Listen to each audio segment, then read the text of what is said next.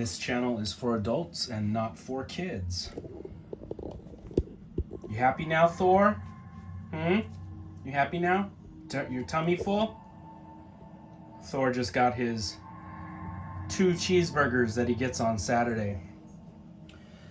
Remember I told you guys I try not to eat junk during the week, but on Saturdays, me and Thor have something fun. I took him to Burger King and he gets his 2 cheeseburgers. So now his tummy is full and I know he's gonna knock out in the next 5 minutes. Hey guys, thanks for stopping back by. So I wanted to show you guys the Aurora Creature from the Black Lagoon that I have. So like I was telling you guys, these reproductions of the Aurora models, they don't really stand that great on their bases. The little pegs on the bottom of their feet really don't line up that great with the holes in the base. So he's kind of jimmy rigged in there to stand up right now. But I'll show you guys what I'm talking about.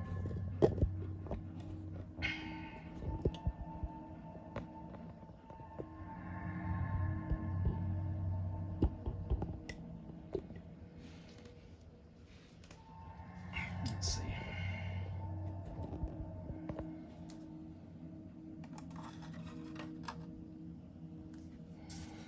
Show off the paint job. Give me 1 second.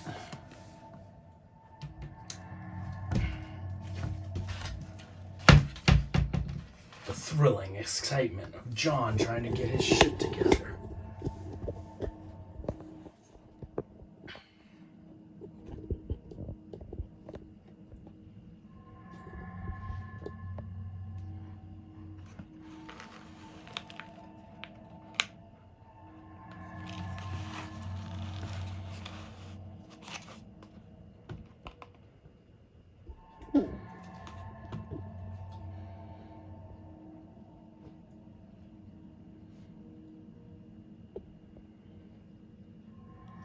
It's much more subtle in person.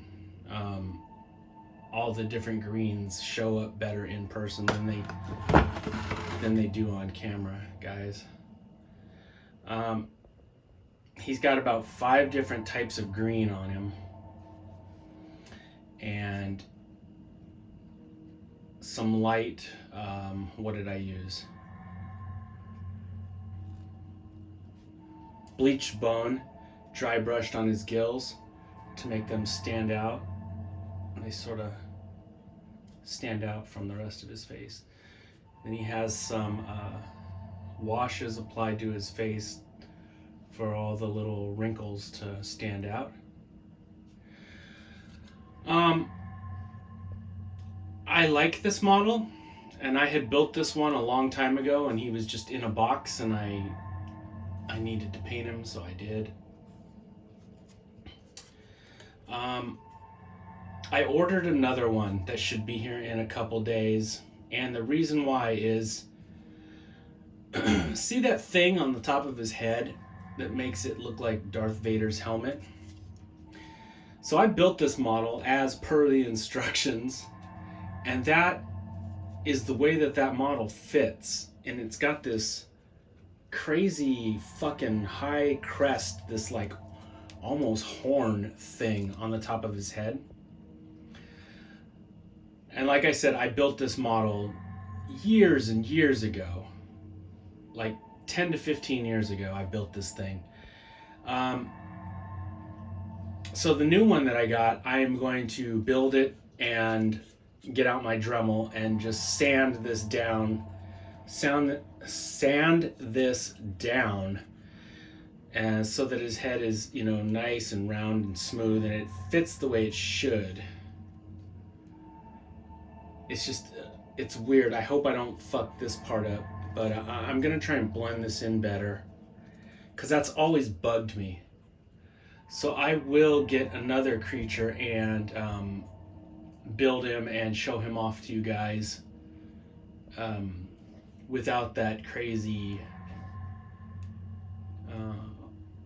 ridge on the top of his head. He looks like either a crazy Klingon from Star Trek the motion picture, or he looks like right there, his silhouette looks like Darth Vader's helmet. So I don't know why they did that, but that piece has never fit well. And it's a really cool model, though.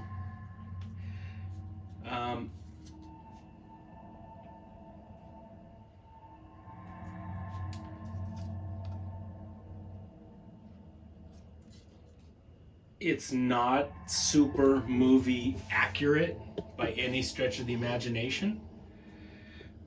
I'll grab my plastic Mobius model in a minute and show you guys. That model looks dead on like the creature suit, you know. It's very screen accurate. But they weren't really going for super screen accuracy with these. And that's actually what I like about them. Now, if you shoved this in the face of any little monster kid in the 70s and you said, "Who is this?" They're going to say, "Well, that's obviously the creature from the Black Lagoon." Like, it looks enough like him so that it's recognizable. They hit enough of the right notes, you know, so you know who it is. And what I love about these is this was back in the days before style guides, before you had the license holder breathing down your neck to get everything super accurate or to get on board with their style guides. And, you know, it looks enough like him. It's their artistic interpretation of the monster. It's their approximation of the creature from the Black Lagoon. And it looks enough like him. You know what I mean? And that is the subtle charm of these toys that I dig. Is it's from a simpler time when it didn't have to be a one-for-one super screen accurate version of it. It just had to look enough like it. And that's the same with the AHI monster toys, the Ben Cooper Jigglers, the Mego dolls, the Remco Universal Monsters, the 8-inch ones and the 3 3/4 inch ones. Like, they looked enough like the monsters, so you knew who they were, but they didn't have to be, you know, screen accurate. And there's something charming about that. I don't know if it's probably lost on today's collectors because people are so used to having things look exactly like their movie counterparts. And I have to admit, I'm spoiled too. I love my NECA monsters. They look like they walked directly off the screen. But I also love these sort of childish interpretations of the creatures too. Why can't you just show the goddamn models, John? Why do you have to give us a fucking speech every time? Because that's the kind of entertainment you guys have come to expect. So here's the base. I used 3 or 4 different browns on the mud. Man, I wish you guys were here in person. It's hard to show up on camera, but there's a deep, I think I used flat earth colors from Tamiya, and then a reddish brown on top of that, and then a light brown on top of that. My lizard's tongue broke off years ago. I don't know where that went to, and I didn't care enough to make another one out of 2-part epoxy. I mean, I could, but like I said, I'm gonna get another one of these. So this one will be without a tongue, and the next one will be with a tongue. I tried to give this rock sort of a slimy, mossy look to it. I hit the whole thing with some clear gloss that I have, some Rust-Oleum clear gloss that comes in a spray paint can. I didn't use my airbrush. I used the spray paint can, and I held it at about 18 inches away from the model. So I would just and then move the model within the fine mist that came down, because I wanted it to look semi-wet but not soaking wet. So there's just enough shine on the rocks and the slime and the moss. And also with the creature, I did the same thing with him. Is I wanted him to look a little shiny, a little wet, but not straight juicy like he just walked out of the water. This one looks like he's been walking on the beach after Julie for a few minutes, you know? Dun dun dun! Dun dun dun! Like it, he's slippery, but not excessively juicy. Okay, now if you guys want to wait a second, I will grab my I'll grab my other creature, my Mobius model, so I can show you the differences. Hang on, Thor. Daddy has to get past you for a second. Okay, guys, so this is a plastic model that came out a couple years ago, and this is gorgeous. This is what we're used to nowadays. This beautiful piece was sculpted by the Creature Kid, Adam Dougherty, for Mobius models. And, you know, obviously, this is movie accurate. Fuck, the lights are all wrong, okay.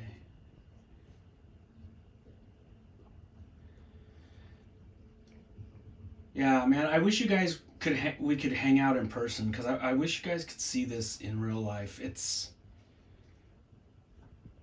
the camera and these lights just don't do it justice. Anyway, he's got a lighter sort of emerald green that I dry brushed on the gills to make them pop. And I misted this one also to look wet, like he just came out of the water. I'm not a red lips creature type of guy, if you guys haven't noticed by now. Most of all the models I build of him, I don't do the red lips. It just appears like he's wearing lipstick too much sometimes, and I just don't like that look. I actually have another one of these in the box still that I need to build. That's another rainy day model. So let me put these two next to each other. The Mobius one is taller. He's taller. Even with the Aurora one on his base, this guy's still taller. So there you have the two different camps. You've got the screen accurate version on the right, and the fun sort of childish interpretation of the creature on the left. And I love them both for both those reasons. It's really cool to have something that looks that accurate. If it could focus. There we go. It's cool to have something that accurate looking, but it's also cool to see something that looks like a little kid's imagination, a monster kid's daydream of the creature.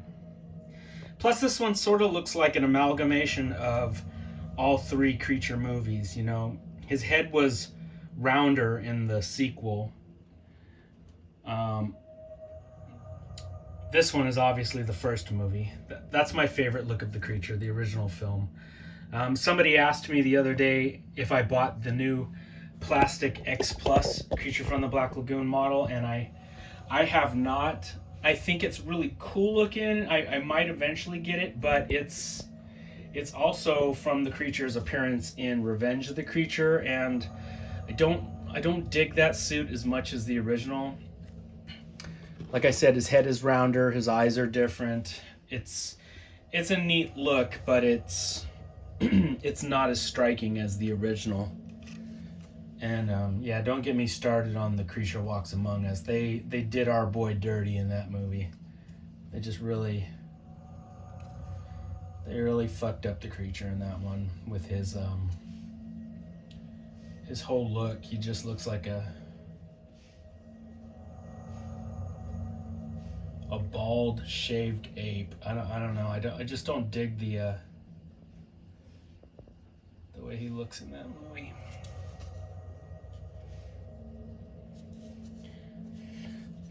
Do you guys own this Mobius model, or do you guys own this Aurora?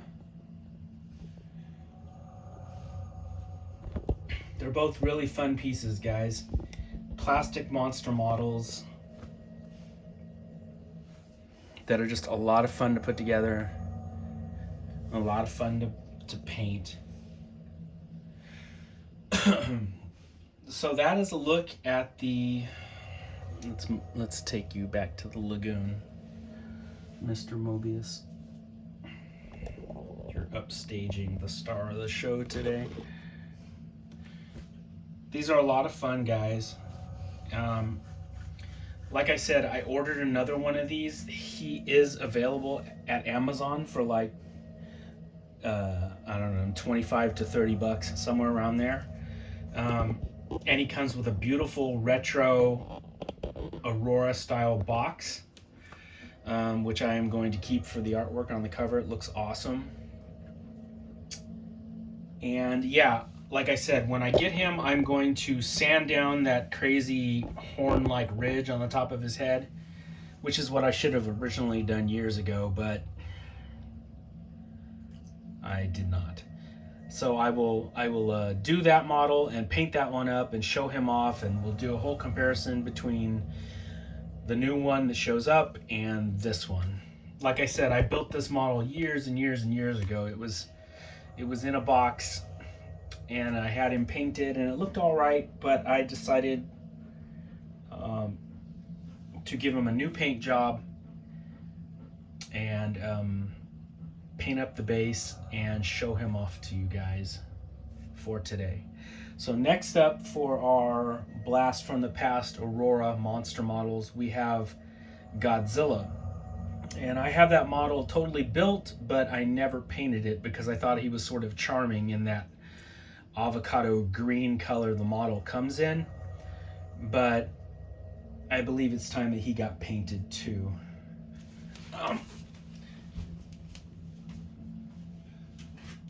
So as of right now, we've got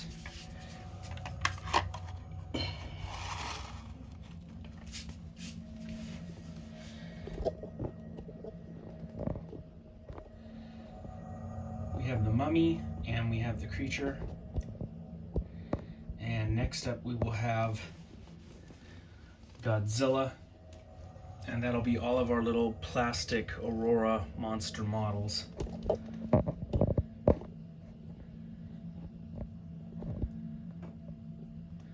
Thanks for stopping back by, guys. It's really cool. I hope you guys have a kick-ass weekend. Maybe take your puppy dog to Burger King and get him a couple of cheeseburgers. Watch some monster movies, play with some monster toys, build some cool monster models, and I'll be back here before you guys know it. I appreciate you guys coming back and hanging out with me and checking out all the monsters. It's fun to talk with other monster kids. Stay sane, guys, and I will talk to you soon. Thor, you want to say bye-bye? He's giving you guys the silent treatment. Okay. Happy Halloween.